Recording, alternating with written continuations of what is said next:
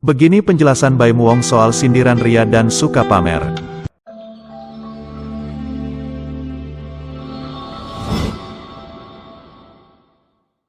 Baim Wong dikenal sebagai artis dan juga YouTuber yang suka membantu masyarakat susah sebagai bagian dari kontennya. Namun, beberapa pihak menyebut Baim sebagai tukang pamer.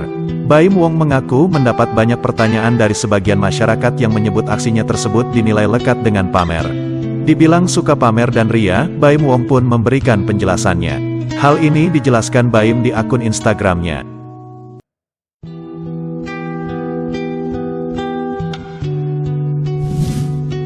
Ria sangat tipis dengan sifat manusia. Baim Wong menyebut bahwa ria sangat tipis dengan sifat manusia. Menurutnya hanya Allah yang berhak menilai. Belakangan ini, pertanyaan ini sering ditanyakan juga ke saya. Tapi memang ria itu sangat tipis dengan sifat manusia. Kembali hanya Allah yang berhak menilai, kata Baim. Senang melihat orang lain senang. Baim Wong mengungkapkan alasan dirinya gemar berbagi. Baim mengaku senang melihat orang lain senang. Dari awal saya tidak pernah berpikiran untuk bisa menginspirasi seseorang. Saya hanya melakukan apa yang ingin saya lakukan, dan saya senang melihat orang lain senang, sesederhana itu, tulisnya. Dapat balasan berlipat-lipat. Diakui Baim Wong, kegemarannya berbagi rupanya dirasakan langsung manfaatnya. Baim mengaku bahwa dirinya mendapat rezeki berkali-kali lipat. Tetapi Allah Maha Besar, dengan berbagi, Allah kembalikan harta saya berkali-kali lipat tanpa pernah saya sangka sebelumnya. Pahala hanya Allah yang berhak menilai. Malu saya minta pahala, dosa sudah menumpuk banyak.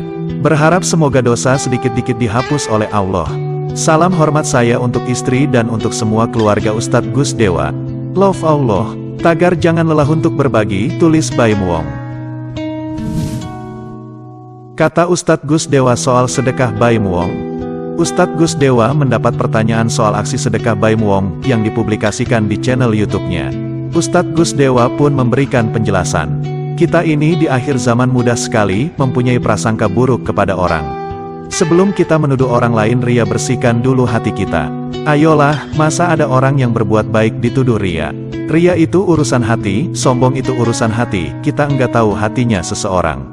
Jangan mudah menuduh sombong orang lain. Orang yang menuduh sombong orang lain itu dia sudah penyakit hati. Belum tentu, Baim Paula itu bersedekah karena ria. Bisa juga bersedekah agar ditiru oleh orang lain. Makanya ayo kita bersihkan hati kita sendiri, kata Ustadz Gus Dewa. Dari sudut pandang Al-Quran, Ustadz Gus Dewa pun menyebut bahwa sedekah yang dilakukan secara terang-terangan maupun tidak terang-terangan diperbolehkan.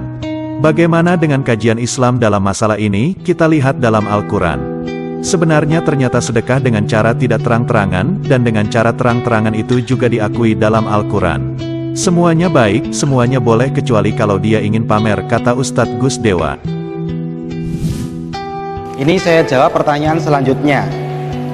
Seorang YouTuber kondang yaitu Baim Paula sering membagi-bagikan sedekah dan selalu dipublikasikan di channelnya, ya kan? Terus apakah sedekah yang dipublikasikan itu diperkenankan dalam syariat Islam? Dan apakah tidak termasuk riya? Mungkin terusannya seperti itu.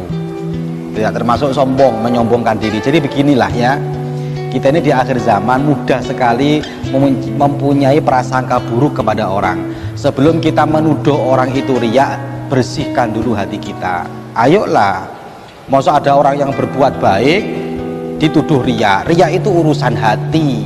Urusan hati, sombong itu urusan hati. Kita nggak tahu hatinya seseorang. Jangan mudah menuduh sombong orang lain. Orang yang menuduh orang lain sombong itu dia sudah punya penyakit hati.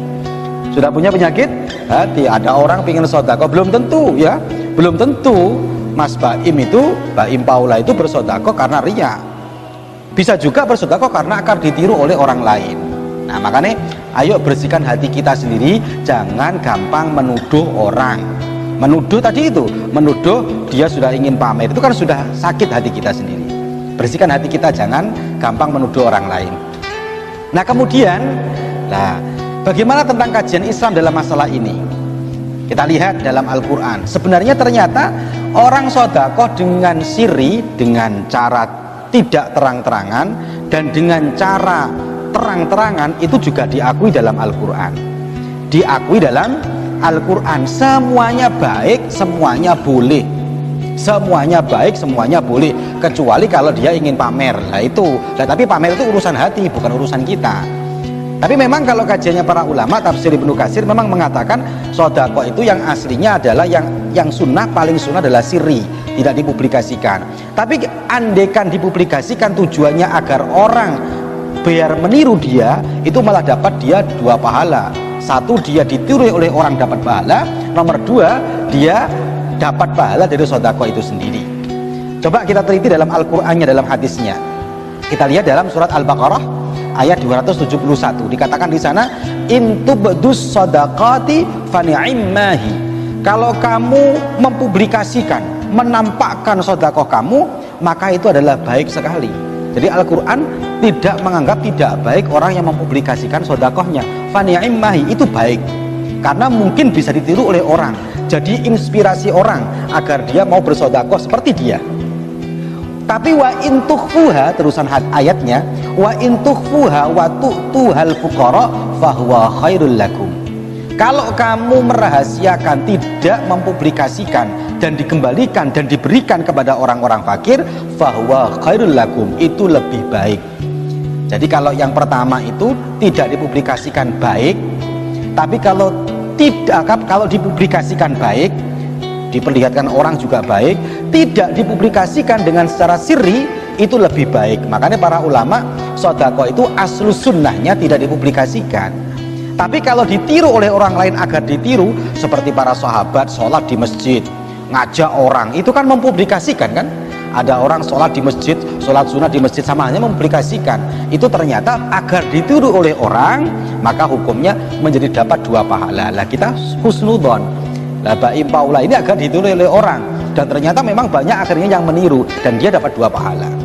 Bahkan kalau kita melihat dalam hadis Imam Tabrani, dikatakan di sana, yang hafal kan, kalian semuanya hafal, sodaqatus sirri tudfi'u ghadabar rabbi. Sodakoh dengan cara rahasia itu dapat memadamkan amarahnya Allah. Tapi wa sodaqatul alaniyati junnatun minan nar. Sodakoh dengan terang-terangan dipublikasikan itu juga dapat menjadi tamengnya dia dari api neraka. Artinya sodakoh dengan terang-terangan dan sodakoh tidak dengan terang-terangan itu juga dua-duanya dianjurkan oleh agama. Urusan penyakit hati biar ditanggung masing-masing. Kita nggak perlu menilai hatinya seseorang, kita menghukumi yang kelihatan. Lah kan, dan kalau ternyata seumpama loh ya, dan saya sebagai muslim yang baik mempunyai prasangka yang baik kepada orang ya, dan seumpama Mas Baimnya ini bersodakohnya karena ingin ditiru oleh orang, maka dia pasti dapat dua pahala. Kita lihat dalam hadisnya, ini jelas sekali hadisnya ya. Kita lihat dalam kitab Az-Zawajir juz 1 halaman 118, man sanna sunnatan hasanatan falahu ajruha. Barang siapa memulai amal sebuah kebaikan, barang siapa bersodakoh kemudian dipublikasikan melakukan kebaikan, falahu ajruha, maka dia dapat pahalanya. Wa ajru man ya'malu biha ila yaumil qiyamah, dan dia mendapatkan amal orang yang meniru dia sampai hari kiamat. Sampai hari kiamat. Gara-gara apa ini? Gara-gara dipublikasikan. Umat Islam itu jadi besar karena kadang-kadang karena harus disiarkan, biar tahu ini bahwa umat Islam ada syiar sodako. Kalau saya sekarang karena sudah zamannya media sosial, ya tinggal jaga hati saja. Publikasikan malah lebih bagus. Kenapa? Selama dia bisa menjaga hati. Kenapa kalau seperti itu? Karena agar tahu dan ditiru oleh orang.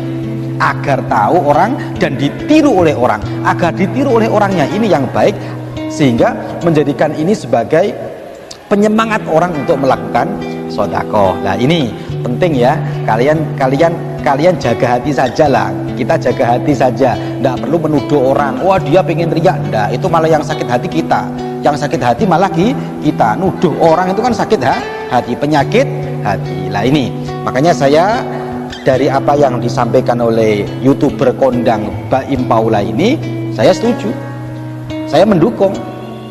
Ya urusan hati kita nggak tahu, saya mendukung dan bagus, diteruskan tambah bagus. Nah gitu ya. Diteruskan apa? Bagus. Dan kalau kita lihat dalam Al-Quran Al-Hadis, tidak ada yang melarang sodakoh dengan terang-terangan, tidak ada. Yang dilarang itu sodakoh dengan cara menghina. Dan saya juga lihat, karena istri saya senang ini channelnya Bapau ini, istri saya senang setiap lihat istri saya ngasih tahu saya, Bi ada seperti ini lebih, saya senang. Nah ini menjadi inspirasi bagi orang lain. Saya pikir itu ya, semoga berkah manfaat. Doa dan semangat dari para netizen. Melihat unggahan tersebut, para netizen pun memberikan semangat dan doa untuk Baim Wong.